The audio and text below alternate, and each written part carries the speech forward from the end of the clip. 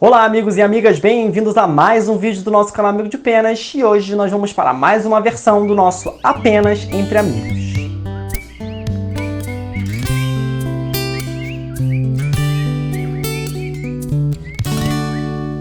Antes de começar o vídeo de hoje, eu quero contar para vocês que várias pessoas reclamam que aqui no canal eu sou muito sério, não rio, não brinco, e que pessoalmente eu sou muito simpático e sou muito legal, completamente diferente. Acontece que aqui eu falo para uma câmera e aí eu não consigo ficar sorrindo e fazendo brincadeiras para uma câmera, né? E quando eu tô com outras pessoas eu relaxo e aí brinco e aí converso. Mas então, já que eu tive várias reclamações de pessoas, reclamações não, né? Mas várias brincadeiras e comentários de pessoas que me conheceram pessoalmente, eu vou tentar sorrir mais a partir de hoje.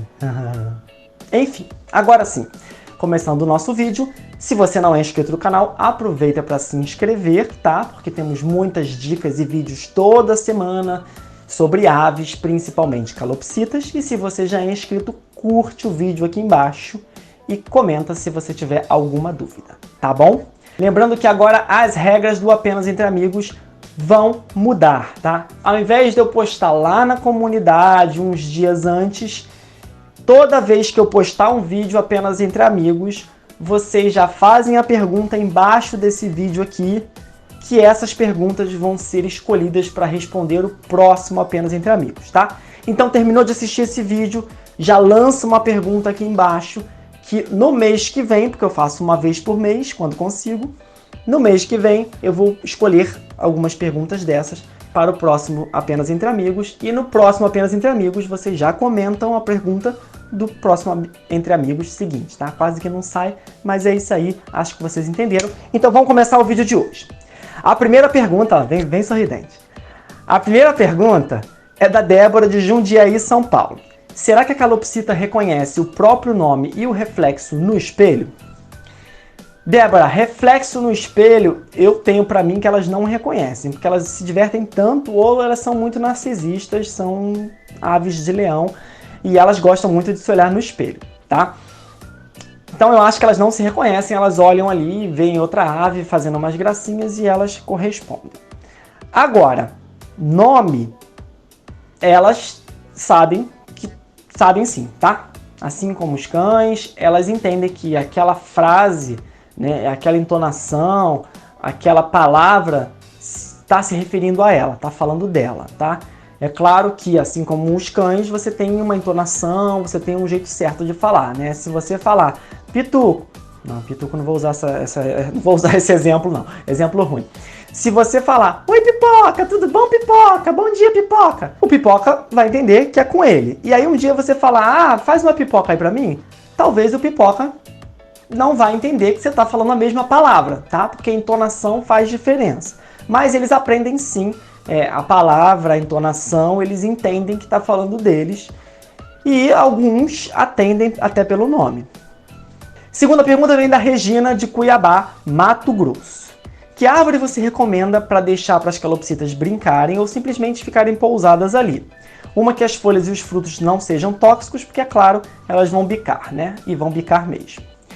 Então, no vídeo que eu convidei um profissional, a zootecnista, ela indica sempre utilizar árvores frutíferas, tá? Eu tenho um projeto de viveiro maior que eu estou fazendo e que a minha intenção é plantar no meio desse viveiro uma pitanga, tá? Árvore de pitanga, pitangueira. Não quero usar goiabeira porque o galho da goiabeira ele é muito liso, tá? Então a pitanga eu acho que ela é mais, né, mais grosso o galho, então eu acho que as aves vão curtir mais. É uma árvore que dá mais sombra, é uma árvore que dá mais fruto, o fruto é mais interessante, então eu acho que a pitanga é uma boa escolha, tá?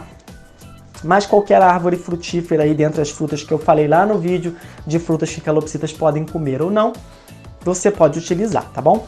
Terceira pergunta do Alex de Itapevi, São Paulo. Felipe, posso dar osso de ciba todo dia? Eu coloquei e elas comem muito. Tenho medo de fazer mal porque elas comem muito. Agradeço o seu canal por abrir esse espaço de tirar as dúvidas. De nada, Alex. É um prazer estar aqui respondendo as dúvidas, tá bom? Osso de ciba todo dia. Também no vídeo da zootecnista, né, um amigo convidado, né, que a zootecnista veio e conversou. Ela fala sobre a questão do cálcio e comenta sobre o osso de Ciba, tá? E o que ela comenta é que a ave não retira o cálcio daquele osso de Ciba, é mais uma distração, é mais um enriquecimento. Então, se é se é um objeto que não é proibido, mas também não traz benefícios, talvez o excesso faça mal, sim, talvez tenha algum elemento ali dentro que ainda não descobriram, mas que possa causar alguma coisa para a ave. Se eu não me engano no vídeo, dá uma olhadinha por favor, ela fala que ela dá para as aves dela uma semana e na outra semana não, dá uma semana e na outra semana não, acho que é mais ou menos isso, tá? Então segue a recomendação dela, porque eu acho que ela vai saber, né, muito mais dessa questão de alimentação e de resultados do que eu. Eu, por acaso, não dou osso de Ciba para as minhas aves, mas eu também não daria todo dia não, tá? É bom a gente sempre dar um intervalo, porque tudo que é em excesso faz mal. Quarta pergunta do Felipe de Pernambuco, não sei qual cidade. Posso dar um banho de sol nas minhas aves todos os dias? Felipe, não só pode como deve, tá? Assim como os humanos, os mamíferos, as aves também precisam de banho de sol todos os dias, tá? Um pouco de sol todos os dias. Faz bem para a imunidade, faz bem para metabolizar vitaminas como a gente e faz bem para as penas, tá? Saúde das penas. Então, pode sim, deve, sempre respeitando aqueles horários que os humanos também respeitam, né? Antes das 10 e depois das 4, é bom nesse horário. E sempre deixando opção para a ave de ir para o sol se ela quiser. Então você vai colocar a ave de repente numa gaiola, mas metade da gaiola na sombra e metade no sol. Se ela quiser ir para o sol, ela vai. Se ela não quiser, ela fica na sombra, tá? Deixa ela escolher se ela quer tomar o banho de sol ou não. Quinta pergunta é do Daniel, que mora em Manaus, no Amazonas. Comprei um casal de calopsitas do meu colega, mas tinham 2 ovos no ninho. Queria saber se ela chegar na casa nova, ela vai parar de botar. Daniel, esse é o tipo de pergunta que eu não tenho como te responder, tá? Eu vejo muitos canais aí na internet, muitas pessoas afirmando umas coisas que não tem como afirmar, né? As pessoas fazem isso para ganhar credibilidade, mas eu não costumo fazer isso. Eu não vou te dizer que elas vão abandonar, eu não vou te dizer que elas vão continuar chocando, porque eu não sei, né? É um ser vivo, cada ser vivo tem o seu comportamento e isso é muito particular. Mas eu vou te dizer o que eu acho que pode acontecer e as probabilidades, tá? A ave está chocando, está colocando o ovo e você transferiu de uma casa para outra. Aquela transferência geralmente ela é estressante. Na maioria dos casos, o casal abandona o ninho e interrompe a reprodução. Na maioria dos casos. Mas pode acontecer da ave interromper a reprodução, abandonar o ninho e logo em seguida começar uma nova postura. Pode acontecer também da ave não abandonar o ninho e continuar chocando aqueles 2 ovos. E pode acontecer também da ave não abandonar o ninho, continuar chocando aqueles 2 ovos e continuar a postura, tá? Ela não abandonar o ninho é raro de acontecer. Geralmente, na maioria das vezes que eu vejo, transferiu a ave em reprodução de uma casa para outra, ela abandona o ninho e para a reprodução. E se ela fizer isso, já não aconselho você transferir uma ave que esteja reproduzindo, esteja colocando, que esteja com o ninho de uma casa para outra. Mas às vezes é uma emergência, às vezes a gente precisa, né?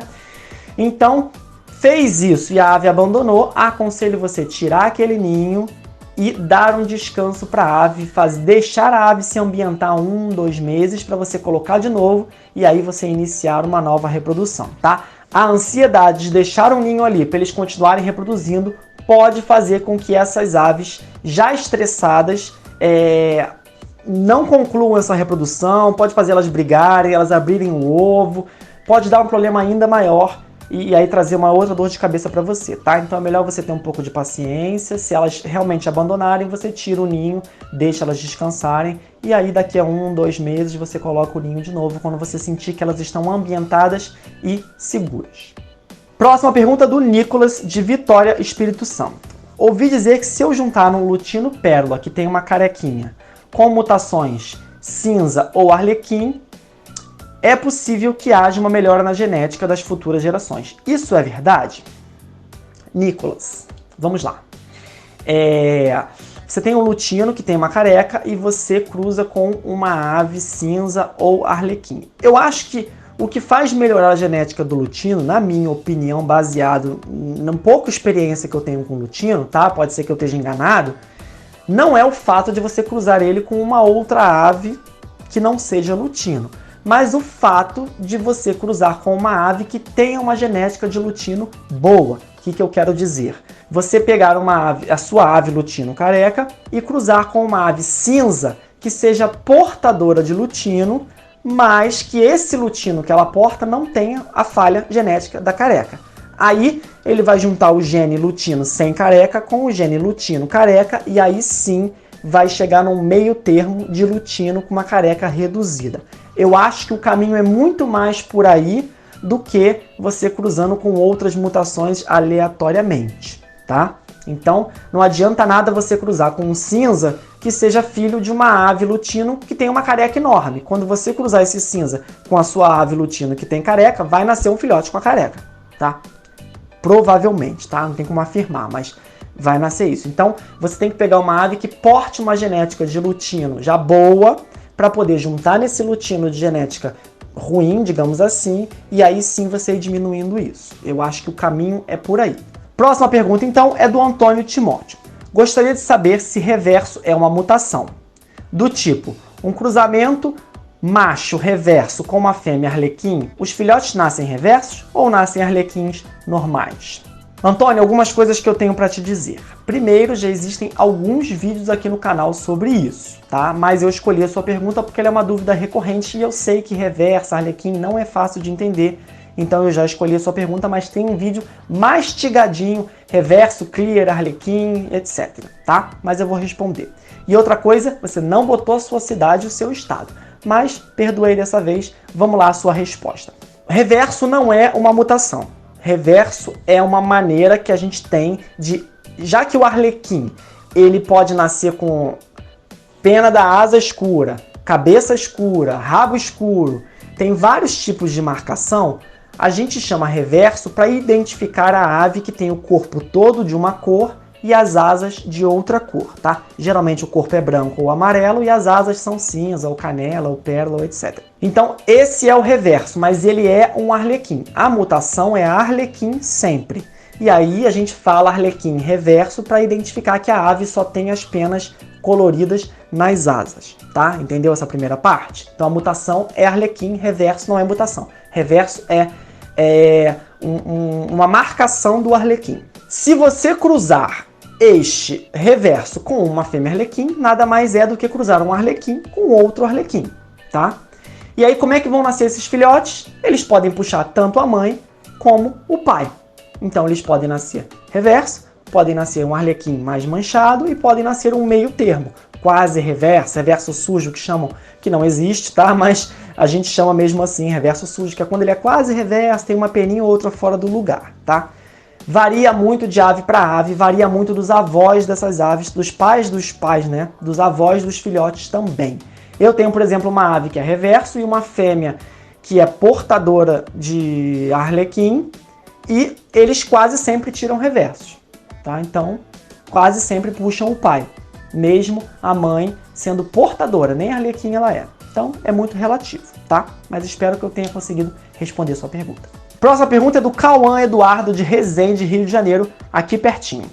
Eu tenho um casal de calopsitas que são mansas, mas as unhas delas são muito grandes e eu não sei cortar porque eu tenho medo de machucá-las. Eu posso deixar grande mesmo ou eu tenho que cortar? Se eu não cortar, elas podem se machucar? Cauã, você não precisa cortar, você pode deixar grande mesmo, tá? Mas sim, elas podem se machucar, principalmente se forem filhotes. Já aconteceu aqui na criação diversas vezes dos filhotes subirem uns nos outros e quando eles são filhotes eles têm a unha muito fininha e aí bate no olho e aí machuca o filhote e aí, enfim, causa uma conjuntivite, causa um machucado e a gente tem que ir tratando, tá? Isso acontece principalmente com filhotes, então se acontece com filhotes, pode ser que a ave adulta também possa se machucar em algum momento. Uma dica que eu dou para você que não sabe cortar ou que não quer cortar porque tem medo, é fazer que nem eu faço, eu também não corto.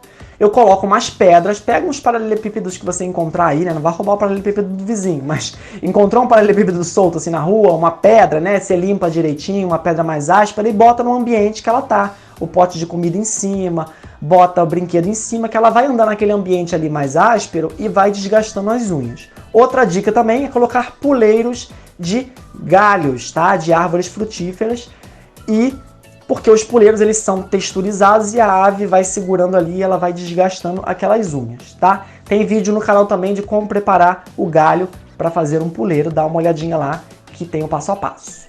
Próxima pergunta, então, vamos ver aqui. Lucas de Brasília. Gente, estou sorrindo? Não lembro se eu estou sorrindo, não. Simplesmente estou respondendo, tá? Mas vou tentar ser mais simpático. Não, vocês veem como é que eu sou brincalhão. Eu brinco toda hora, eu sou assim. Vamos lá que eu só tenho 2 minutos que o vídeo vai parar. Lucas de Brasília. É normal as calopsitas que nascem... Espera aí, eu me perdi. É normal as calopsitas, depois que nascem os filhotes, elas ficarem fora do ninho o dia todo e só entrar para alimentar eles, mesmo eles sendo recém-nascidos? Boa pergunta, Lucas, excelente. Muita gente me pergunta isso, as aves largaram os filhotes lá e só entram para alimentar. Vamos lá. Quando a ave nasce, ela não tem a capacidade de controlar a temperatura do corpo dela, tá? Então ela fica ali uns dias dependendo do aquecimento dos pais. Por isso que quando os primeiros filhotes nascem, os pais continuam no ninho e até porque eles estão chocando outros ovos geralmente. Mas digamos que só tenha um ovo e nasceu um filhote. Ele vai ficar provavelmente 4, 5 dias dentro do ninho aquecendo aquele filhote. Depois disso, o filhote já começa a desenvolver uma capacidade de controlar a temperatura corporal sozinho. Então ele não sente mais tanto frio, apesar dele sentir frio ainda. E aí, nesse momento, os pais passam a ficar mais tempo fora do ninho, porque eles já passaram por uma temporada enorme de se alimentar mal, de não pegar sol. Então é o momento que eles têm para começar a se recuperar. Eles ficam fora do ninho e vão lá só alimentar os filhotes. Ah, mas eu tenho 2 ou 3 ou 4 últimos que são recém-nascidos. Não tem problema, porque os mais velhos, e eles todos juntos, você vê que eles se embolam, eles juntos, eles se aquecem, tá? Então é normal, depois do 4º dia de vida, os pais saírem do ninho, e mesmo que os últimos filhotes nasçam depois, eles também não ficam dentro do ninho aquecendo aqueles, tá? Você vai reparar que se o dia esfriar, geralmente os pais entram para dormir dentro do ninho, para à noite os filhotes não esfriarem muito e morrerem. Pelo menos aqui na criação acontece isso, tá? Tô com uma temporada de reprodução. Começou a chover, começou a esfriar, os pais correm para dentro do ninho e dormem os dois dentro do ninho a noite toda. Próxima pergunta, Gabriela de Niterói, também aqui do lado. Gostaria de saber por quantos dias na semana eu posso oferecer ração extrusada e farinhada à base de ovo para as minhas calopsitas. Aqui elas comem uma variedade de sementes todo dia, junto com alguns legumes ou verdura. Gabriela, vamos lá. Existem 4 tipos de alimentos, né, basicamente. Que é alimento natural, que é o que você já dá, legume e verdura. Pode ser dado todo dia, né, mas sempre variando. Mix de sementes, que você já dá também. Pode ser dado todo dia também, né. Ração extrusada e farinhada. Farinhada é o alimento mais gorduroso, é a base de ovo, não é para dar todo dia, tá? Uma vez por semana, 2 vezes por semana, mas depende muito da rotina de cada ave. Então, se a sua ave faz muito exercício, se ela voa, você pode dar 2 vezes na semana a farinhada. Se ela não faz muito exercício, dá uma vez só. E sempre controla o peso para você poder dosar isso, tá? É um alimento gorduroso, é um alimento bastante energético, mas também acaba engordando as aves que não fazem muito exercício. Extrusada, você não só pode, como deve dar todos os dias, tá? E o ideal é que ela seja metade da alimentação da ave, porque ela é o alimento mais balanceado que você vai encontrar. Já foi pensado, já foi processado, já tudo naquele grãozinho ali, já está tudo equilibrado. Então, é o alimento mais balanceado que existe hoje. Então, a extrusada você deve dar todos os dias, tá bom? Última pergunta, Clara Almeida, Campo Belo, Minas Gerais.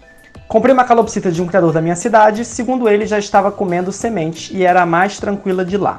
Fiquei 9 dias com ela e acabou morrendo com o osso muito aparente, ou seja, muito magra. Antes disso, comprei vários medicamentos, vitaminas, suplementos, mas não adiantou. Na minha cidade, infelizmente, não tem veterinário especializado. O que pode ter acontecido e da próxima vez o que eu posso fazer para evitar isso? Clara, só a sua pergunta já dava 1h30 de vídeo, mas eu vou tentar resumir aqui para você dentro do que eu imagino, né? Primeira coisa, o que pode ter acontecido? A ave já pode ter vindo doente, a ave pode ter vindo abaixo do peso e não se adaptou e continuou emagrecendo, A ave pode ter desenvolvido uma doença depois que chegou, que não é tão incomum, já que a imunidade baixa. A ave pode ter pego uma doença depois que chegou.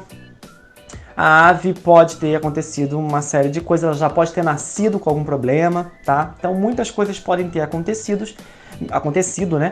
E a gente só consegue descobrir agora, né? Agora, enfim, não dá mais tempo, mas a gente só consegue prever descobrir o que está acontecendo enquanto a ave está passando por um problema quando a gente faz exames, tá?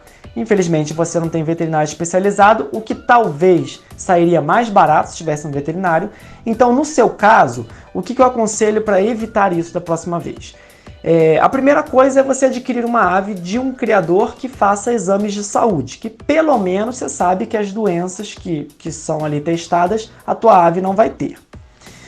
Mas digamos que você comprou de um criador que não faz esses exames. A ave chegou na tua casa, então quem tem que fazer esses exames é você, né? E aí sai mais caro do que levar no veterinário, já que você não pode, e sai mais caro do que comprar uma ave já testada, mas algumas pessoas só têm esse recurso. Então o que você vai fazer? Você vai no primeiro dia coletar as fezes, no segundo dia coletar as fezes, no terceiro dia coletar as fezes, num pote de exame de fezes e mandar para o laboratório. O parceiro aqui do canal é a Ampligen. Aí você paga lá no site da Ampligen o pacote de doenças que você quer investigar e manda essas fezes. A Ampligen vai te responder se a ave tem alguma doença e aí você não precisa ficar comprando vários medicamentos, vitaminas, suplemento, porque você vai saber exatamente a doença que a ave tem e vai tratar diretamente aquela doença, tá? Isso é o que eu aconselho você fazer da próxima vez. Outra coisa que eu aconselho é você respeitar a semana de quarentena. Não sei se você não respeitou, mas eu tô dizendo porque tem gente que não respeita, inclusive várias pessoas que adquirem até aves comigo, eu vejo fazendo isso. Pega a ave, leva para casa no primeiro dia, já corta a asa, bota no ombro, passeia, bota em cima da mesa, brinca. A ave, entenda uma coisa, eu entendo que a gente fica ansioso para brincar com um animal que a gente acabou de adquirir, a gente quer chegar próximo dele quanto antes, mas a ave é diferente de cachorro. Você compra um filhote de cachorro, ele vai para sua casa, você já brinca na mesma hora, mas o cachorro ele é um predador, ele nasceu para caçar e matar. A ave, ela é uma presa, ela nasceu para viver a vidinha dela e fugir de quem quer matar ela. Então ela é muito mais assustada, ela é muito mais estressada, ela demora muito mais para se adaptar a um ambiente. Então, o que eu aconselho é adquirir uma ave nova, ela tem que ficar uma semana quietinha, botou na gaiola comida e água, quietinha, não é para pegar, não é para ficar mexendo, não é para ficar tirando da gaiola. Ela é um filhote, a imunidade está baixa, ela não sabe comer, não sabe beber, possivelmente ela vai perder peso. Então, a ave tem que ficar ali a semaninha dela quietinha, entendendo a rotina da casa, conhecendo a rotina da casa, para até aí então começar a interagir com você. Outra coisa que você pode fazer, e isso eu sugiro para todo mundo fazer sempre, independente de onde vem a ave, chegou em casa, você pesa para saber se a ave está muito pesada, com peso legal ou abaixo do peso. Ah, Felipe, que números são esses? Não tem como a gente dizer porque existem aves pequenas, aves grandes, aves naturalmente gordas, naturalmente magras. Mas vou te dar uma noção. A ave está com mais de 100 gramas, ela é uma ave que está gordinha. Tudo bem? Para um filhote, para mim, eu acho que está tudo bem, tá? Mas tem que acompanhar se ela não vai continuar gordinha. A ave está com até 80 gramas, ok, tá? A ave está com menos de 80 gramas, ela é uma ave magra. Por que ela está magra? Aí a gente começa a investigar. Então, se adquirir um filhote, ele está com 75 gramas, já veio magro. Será que ele já estava doente? Será que ele... O motivo a gente até vai tentando descobrir, mas a primeira coisa que você vai fazer com um filhote que está com menos de 80 gramas é atochar a papa nele, tá? Atochar, o que eu estou dizendo, a palavra é feia, mas o que eu quero dizer é assim, você não vai esperar ele comer sementes para recuperar o peso. 75 já é magro, então você vai entrar com papa nele, complementando a alimentação dele para ele engordar. Chegou a 85, manteve o peso, relaxa, tá? Então o que acontece é que talvez você tenha pego essa ave, digamos que ela nem estava doente, mas que estava abaixo do peso por algum motivo. Pegou a ave, não pesou, não sabe quanto ela estava pesando, ela estava perdendo um pouquinho de peso por dia, você não reparou, quando você viu, ela começou a ficar encorujada porque já estava muito fraca e aí não dá mais para recuperar, tá? Chegou no peito seco, que é o sintoma, né, quando ela está com o peito muito aparente. Você realmente é difícil recuperar, ainda mais sendo um filhote, tá?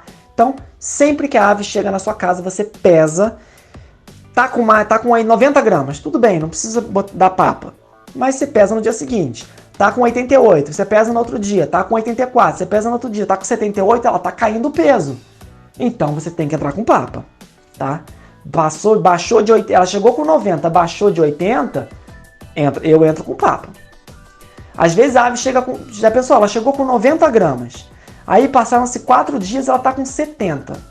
É claro que a ave ganha e perde peso muito mais rápido que o ser humano, mas imagina você tá com 90 gramas num dia, daqui a uma semana, não digo nem 4 dias, você tá com 20 quilos a menos, né? Então é uma perda de peso enorme. Se a gente não pesar, a gente não tem como acompanhar. Então a gente pesa para saber se aquele filhote está saudável e continuou saudável. E aí a gente dá a papa para manter o peso dele, para ele se manter forte e conseguir reagir a uma possível doença que possa estar atingindo. E enquanto isso a gente vai, dependendo do suplemento, a gente dá um suplemento. Vitamina a gente não dá, porque pode ser um problema de excesso de vitamina, apesar de ser raro, mas pode ser.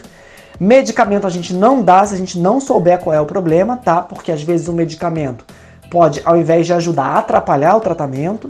Então, a ave começou a emagrecer muito. Dá papa para manter o peso e faz o exame de saúde, se não tem veterinário, é o que dá pra gente fazer, tá bom? Mas a melhor coisa é comprar uma ave de um criador que já faça esses exames, porque sai mais barato do que você fazer um exame, hoje está R$200, mais o preço da ave. Então, vale a pena você comprar uma ave de um criador que não vai chegar a esse valor, tá? Mesmo que você encomende de fora e pague um pouquinho mais até por isso, mas pelo menos você tem essa segurança, tá?